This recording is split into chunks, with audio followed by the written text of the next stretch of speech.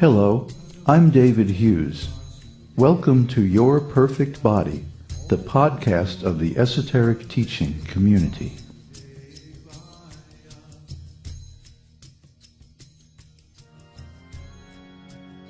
Today's selection is an essay entitled, "It's So High."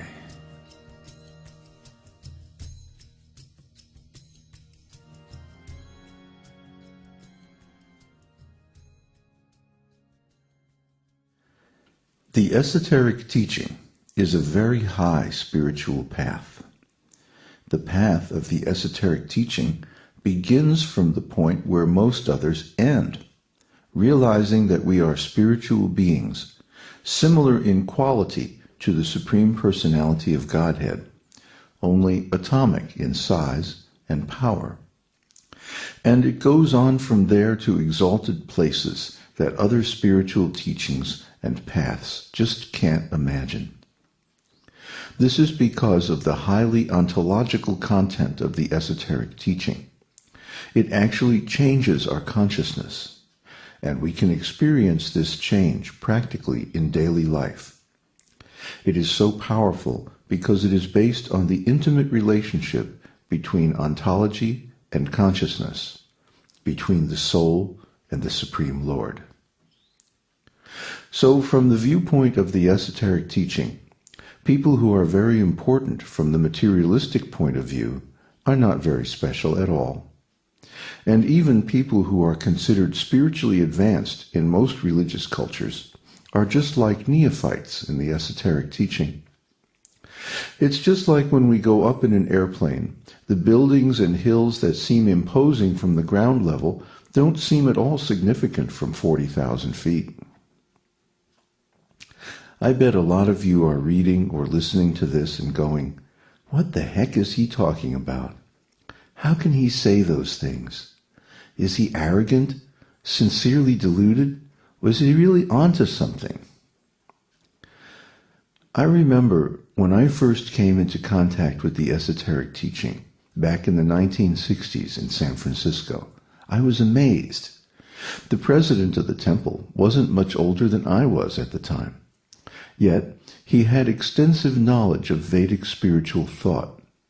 More than that, he had an authority that came from deep conviction based on personal experience. I thought, how can anyone speak like this? How can anyone know these things? This philosophy is so high, it's inconceivable. Either it's fatuous bunk, or it's the supreme absolute truth.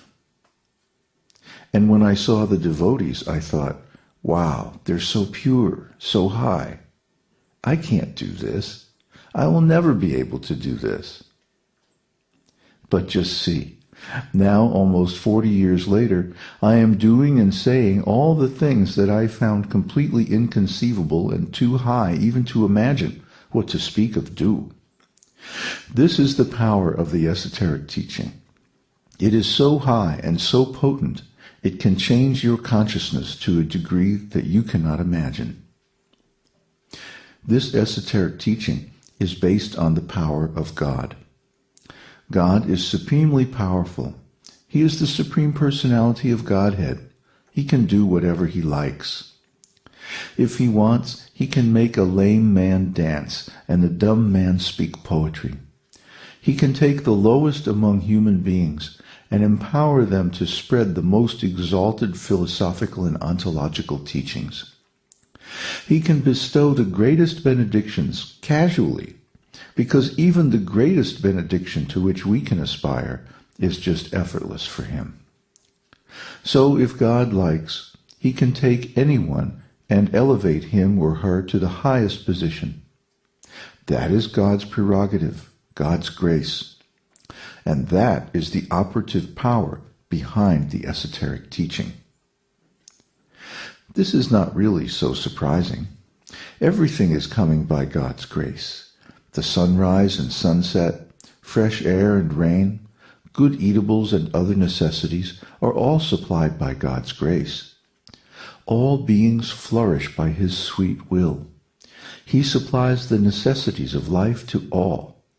So why should it be surprising when he also benedicts his servants directly? Perhaps the reason lies in our deep conditioning to see God in an impersonal way.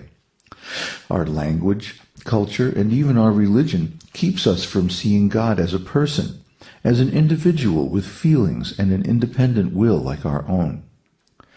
Actually, it is only our deep, causeless envy of his supreme power that keeps us from surrendering to him and getting the benefit. But the esoteric teaching shows us that God is not only a person, he is a perfect person. We can count on God to follow his statements in the scripture and keep all of his promises. For example, he says, Tesham satatya yuktanam bhajtam pritipurvakam dadami buddhi yogam tam yena mam upayanti te. To those who are constantly devoted and worship me with love, I give the understanding by which they can come to me. Tesham evanukam partam aham ajnanajam tamaha nashayam yatma bhavasto jnana dipena bhasvataha. Out of compassion for them, I, dwelling within their hearts, destroy the darkness born of ignorance with the shining lamp of knowledge. Bhagavad Gita 10:10 and 11.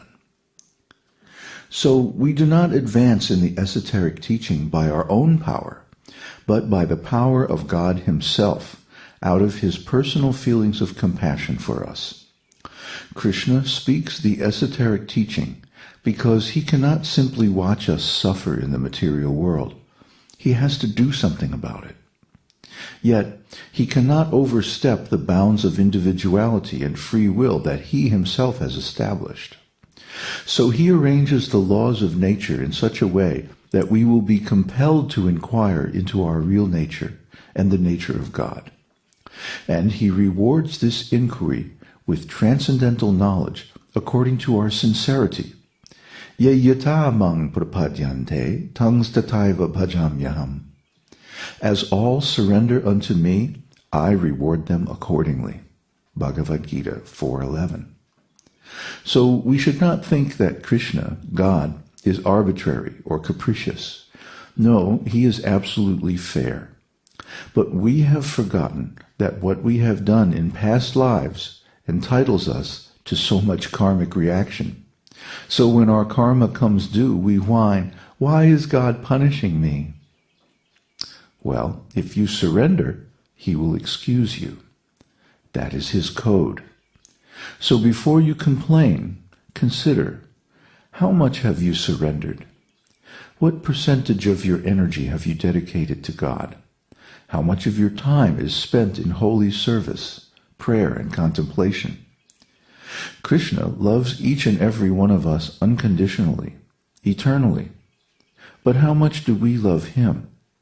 And what are we doing to help others advance on the spiritual path? Krishna's nature is such that he reciprocates according to our desire.